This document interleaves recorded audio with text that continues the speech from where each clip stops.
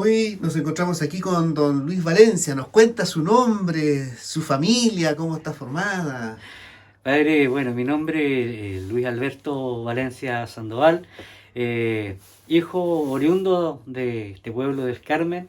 Mi padre, don Víctor Manuel Valencia, casó con Juanita Sandoval, ambos ya fallecidos, y gracias a Dios quedamos nosotros acá poblando esta tierra, un total de 8 hermanos de 11 que éramos, y tuve la fortuna de conocer a una gran mujer que llegó a formar parte de mi vida, con la cual llevamos más de 25 años de matrimonio.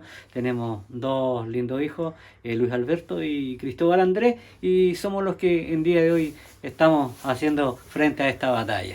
Qué bien, felicitaciones, 25 años ya, mire, qué gracia de Dios hay.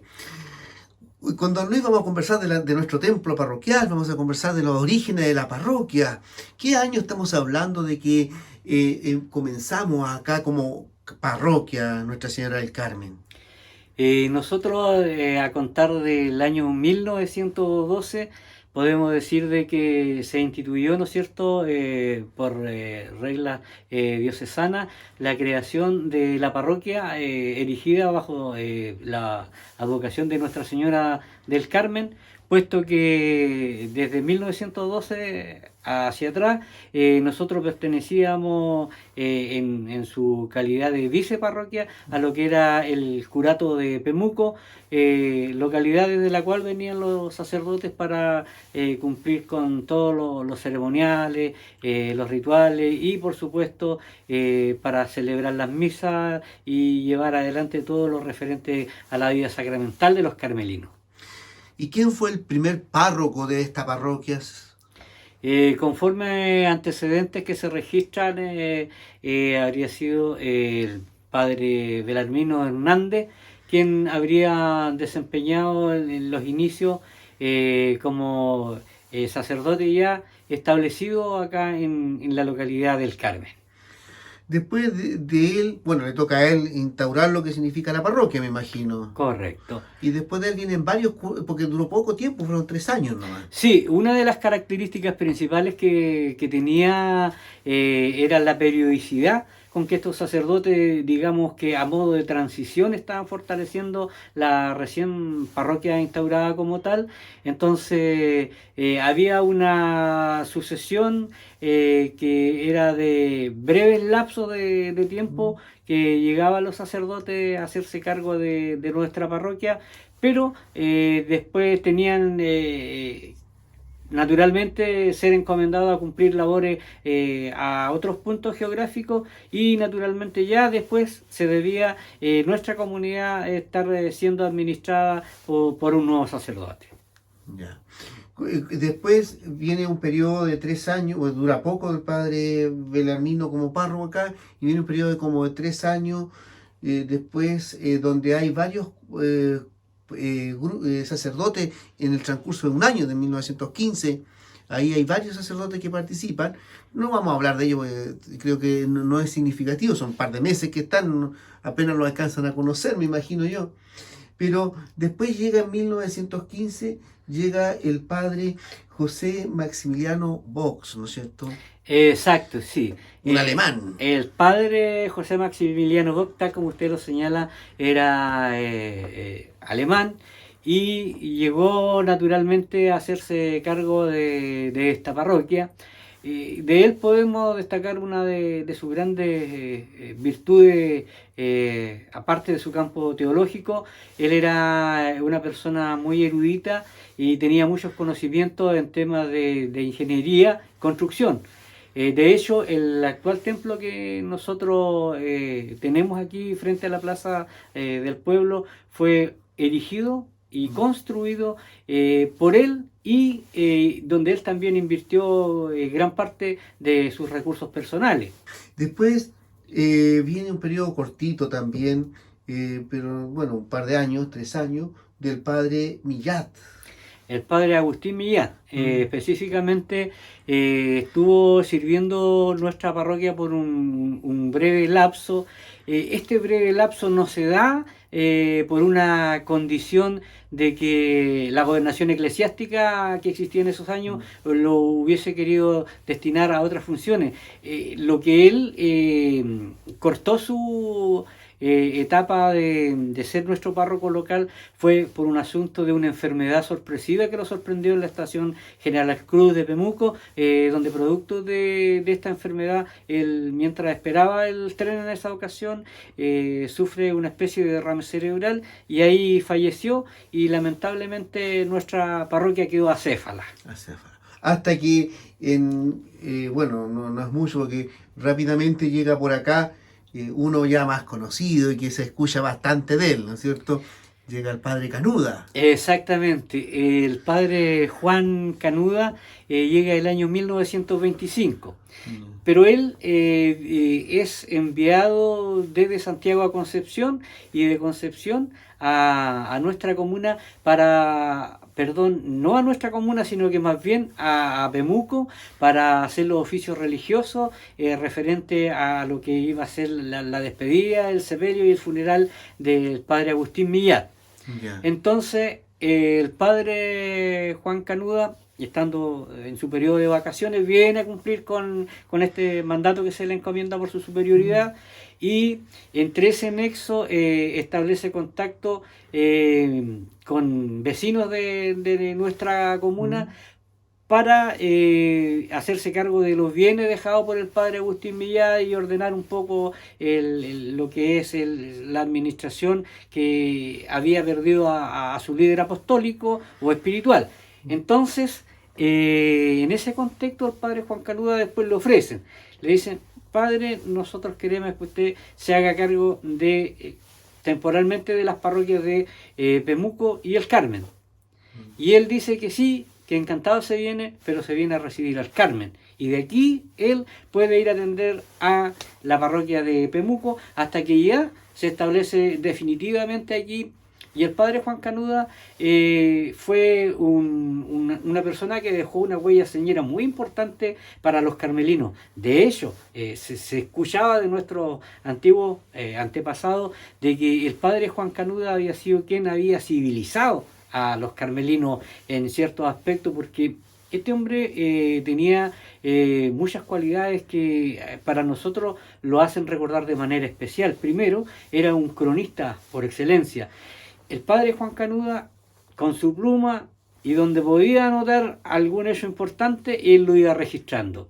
Abrió en sí, desde el año 1926, lo que era la consueta parroquial, o un libro donde se iban estampando las costumbres, ¿no es cierto?, a los cuales los sacerdotes iban llegando e iban tomando conocimiento de acuerdo a los apuntes que el padre Juan Canuda iba dejando, y de esa forma interiorizando sobre las costumbres de vida, los vecinos residentes en distintas zonas, y notas útiles y curiosas que él llamaba, que son muy simpáticas, y en ese contexto él también quisiera explayar un poquito más respecto a la importancia que el padre Juan Canuda le dio al comercio, a lo que era la industria, a lo que era la cultura, a lo que era el turismo en esos años, para hacerle presente a las autoridades municipales de que hicieran un inserto en el diario La Disposición para que dieran a conocer las bondades que el Carmen tenía y que él las destacaba mucho. Uno, porque la localidad de San Vicente para él fue como el amor más pegado a su terruño por las condiciones geográficas que existían en similitud a Cataluña, desde donde él venía. Entonces siempre hablaba muy bien de su isla de San Vicente, de don Celín Muñoz y de todas las familias que formaban esta comunidad que estaba inserta dentro de un territorio que pertenecía a Bulnes, ¿ya? Y después de 1919 la isla San Vicente pasa a ser de la administración parroquial de la comuna del Carmen. ¡Ay, qué bien! Y después vamos a seguir avanzando ahí, nos encontramos con uno de la región, con don Benjamín Miranda, que en el año 58 hasta el 63 es párroco. ¿Qué podríamos destacar del padre Miranda? El padre Benjamín Miranda tuvo una misión muy importante porque junto con su desempeño como párroco, él fue nombrado subdelegado. Y el subdelegado era quien daba a conocer, ¿no es cierto?, a través de su gestión al gobernador departamental de todas las necesidades que había en las comunas, sea en materia de caminos, sea en materia de educación, sea en materia de salud. Él estaba canalizando siempre estas inquietudes y a su vez ayudando a buscar las soluciones para que el Carmen avanzara en estos aspectos tan importantes. Y también era integrante él de lo que era la comisión de la educación primaria, que establecía, ¿no es cierto?, que todos los padres debieran cumplir con los reglamentos de enviar a los hijos a cumplir con su proceso escolar. Entre el padre Canuda y el padre Benjamín, ¿se implementaron algunas tradiciones religiosas también o no? Sí, en el contexto del padre Juan Canuda, creo que es importante señalar que él fue uno de los principales impulsores en lo que era la fiesta campesina, ¿no es cierto?, de San Francisco y de la Cruz al Trigo. Esa es una de sus actividades principales, y en tanto el padre Benjamín Miranda se centró en lo que era el tema del desarrollo de las comunidades rurales, y también hace un importante aporte al acervo cultural y de la religiosidad popular, ¿no es cierto?, de nuestro campesinado, como era realizar la misa de espiga, como una forma, primero que todo, de agradecer, ¿no es cierto?, a Dios por la cosecha, y que esto nos trajera el abundante pan para la economía familiar y naturalmente para el entorno social en general. Oye, y después viene el padre, reemplaza al padre Miranda, el padre José Antonio Ortega, un jovencito recién llegado de España en el año 63 al 68. Está por acá. ¿Qué podríamos recordar así del padre José Antonio? El padre José Antonio, dentro de su proceso que estuvo acá en nuestra comuna, estuvo él orientado básicamente a recorrer los campos, ¿no es cierto?, con la finalidad de poder ir buscando la forma de edificar capillas, ¿ya? Ese fue dentro de su contexto, en su obra evangelizadora, promoviendo, ¿no es cierto?, la asociatividad y la formación de los grupos humanos que, no teniendo un espacio físico donde reunirse, pero sí tuvieran a modo de estar organizados. Que eso fue lo principal, organizar como las nacientes comunidades de base que serían más tarde, fue uno de los roles protagónicos del padre José Ortega. Y después nosotros, del padre José Antonio, viene otro español, ¿eh? Exactamente. Que sí estuvo muchos años acá. Sí, también fue un sacerdote bastante carismático. El padre Alejandro García, ¿no es cierto?, tuvo como esencial misión el poder desarrollar, organizar las agrupaciones juveniles en las distintas comunidades de base. Principalmente acá en el pueblo como tal, se dio con la formación, ¿no es cierto?, en la parte cultural y deportiva, porque era esencial para él que no solamente los jóvenes tuvieran como un rol acercado a la iglesia, pero sí abierto en temas culturales. De hecho, el Festival El Cantar del Liguillén también es una actividad que fue propuesta por el padre Alejandro García, y en el contexto de las actividades que él desarrollaba estaba el tema de los carros alegóricos, ¿no es cierto?, que se hacían con gran ímpetu, con cada comunidad presentaba estos carruajes ricamente adornados donde participaba la comunidad, y eso creo que también vale la pena hacerlo presente en su rol, porque fue un protagonista y un impulsor para poder desarrollar todas estas actividades que en un tiempo fueron realmente muy dignas de admirar. Usted me hablaba de que con el padre Ortega, el padre Miranda, hay este nacer de comunidades, de organización de comunidades. Pero podríamos decir, ¿cuál sería la característica principal en esta línea del padre Alejandro? Que iría también, podría ser la construcción de lugares, de espacios físicos, de capillas como para estas comunidades. Exactamente, como lo decíamos, los sacerdotes que le antecedieron venían con la misión de organizar socialmente, si se quiere decir, a estas comunidades.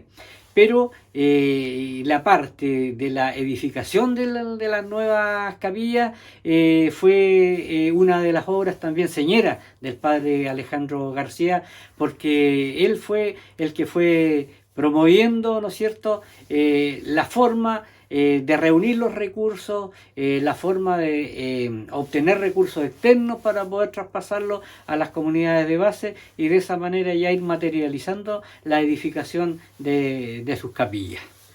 Seguimos avanzando en el tiempo, porque aquí ya llegamos al año 86 más o menos, y ese año llega a la comuna don Juan Alberto Arroyo, el padre Juan Alberto Arroyo. ¿Qué nos puedes contar de él? Ya, el padre Juan Alberto Arroyo creo que también tuvo un rol preponderante en el tema de algunas modificaciones en cuanto a infraestructura que se hizo acá en la parroquia Nuestra Señora del Carmen. Instauró él también el comedor parroquial que se llamaba, que era una actividad donde los hijos de los hijos de la gente que vivía en los campos y mandaba a sus niños a estudiar, como los buses, solamente venían en la mañana y retornaban en la tarde, de repente estos niños quedaban dando vueltas, pero el padre tuvo esa acertada misión de establecer el comedor parroquial, donde los niños eran atendidos, y en la cual tuve el orgullo de haber trabajado muchos años en ese comedor parroquial, donde hoy día vemos hartos jóvenes que son profesionales, ¿ya? Que son valores positivos para hacer un aporte real y completo a nuestra sociedad, y eso también es fundamental, porque el padre Juan Alberto Arroyo le dio prácticamente a esta actividad un sello característico. También él abordó mucho el tema de lo que eran las primicias para poder tener aporte para este comedor parroquial y para otras entidades que estuvieron funcionando al alero, como Acción Fraterna y otros grupos más de nuestra comunidad. Después nos encontramos ya con un vistazo no tan profundo, porque ya es más encima en la historia, pero de todas maneras es bueno nombrar, cuando estamos hablando de la historia de la parroquia de Nuestra Señora del Carmen, viene un sacerdote jovencito. También parece que los del secano les ha gustado acá, porque estuvo el padre Benjamín, que es chileno, de la región, y después viene otro ahí del lado, de Ningüe, el padre Nelson Jara, asume acá la parroquia entre el año 97 y el 2001. Exactamente, sí. De hecho, el padre Nelson Jara, yo, como lo conocí mucho, puedo dar fe de que se trató de un sacerdote muy joven, ¿no es cierto? Pero tenía un carisma tan especial que se fue ganando, ¿no es cierto? Granjeando, como decimos nosotros, el afecto de sus mayores, y también hubo una dinámica muy importante acá en la parroquia como tal, por ser el trabajo con las agrupaciones juveniles y también con obras de adelanto que se fueron dando en relación a importantes elementos que eran traspasados, ¿no es cierto?, de nivel diocesano para nuestra localidad, implementando con nuevos vehículos para el servicio pastoral, y también tuvo una apertura muy importante para el segmento juvenil de nuestra parroquia como tal. Y seguimos en el secano, viniendo para acá, porque después del padre Nelson viene el padre Luis Concha, ¿no es cierto? Él estuvo acá también entre el año 2001 y el 2006.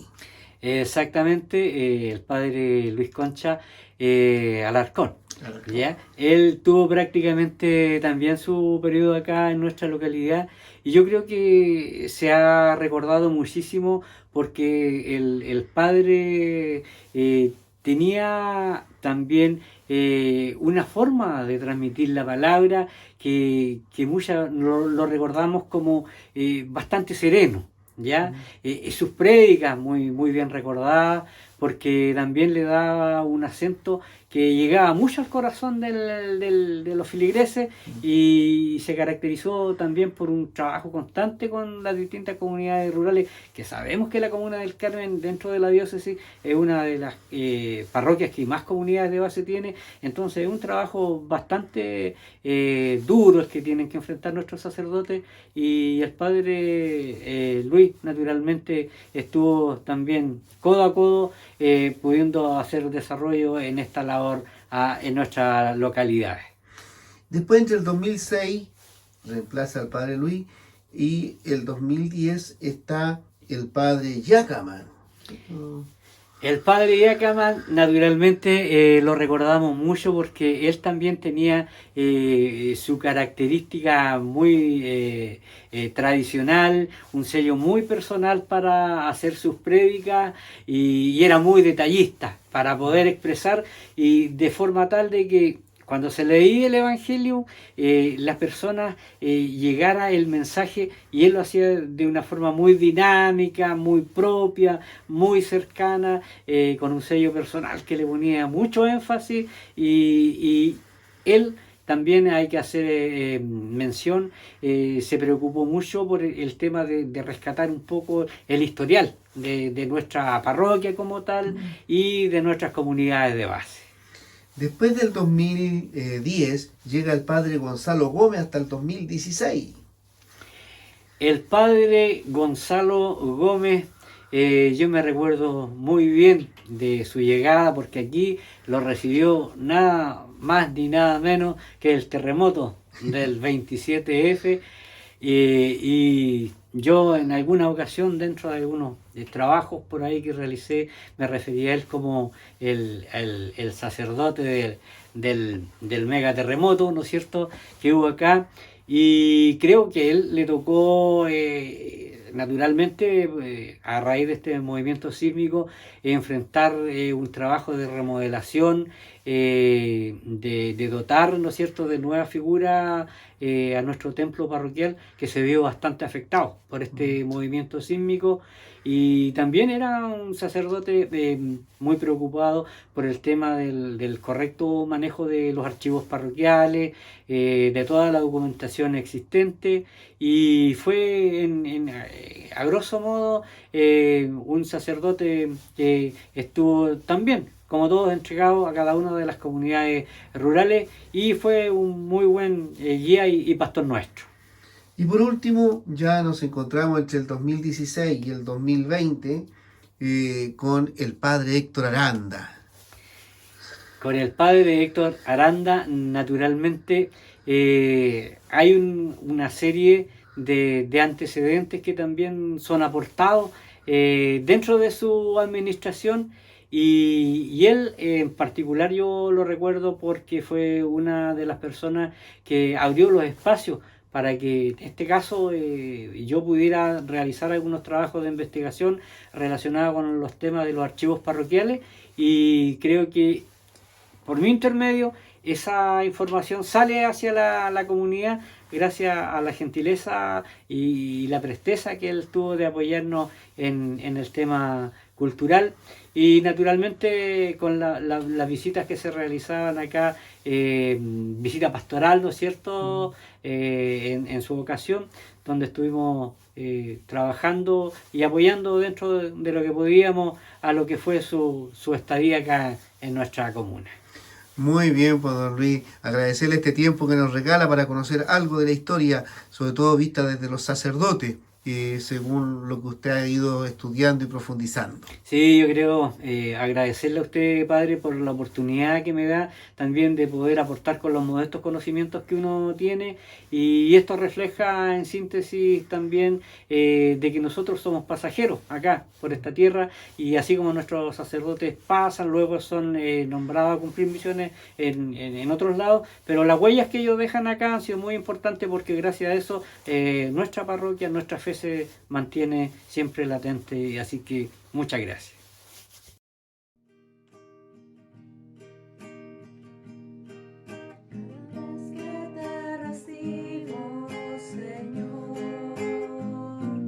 Algo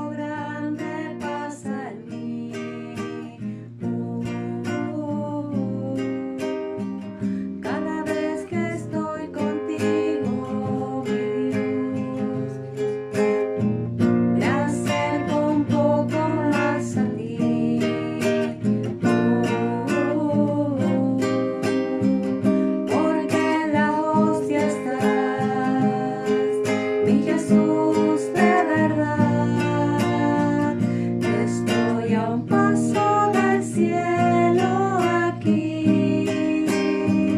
Estoy a un paso del cielo. Sí.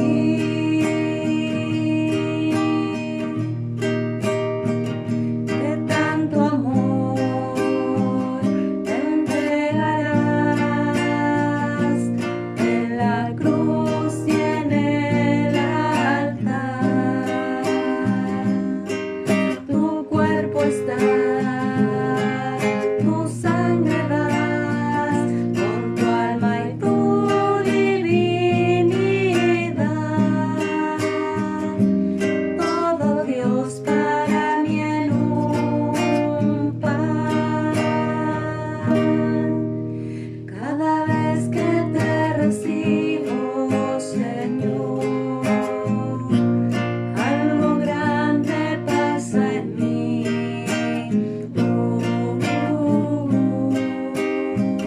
Cada vez que estoy contigo, mi Dios, te acerco un poco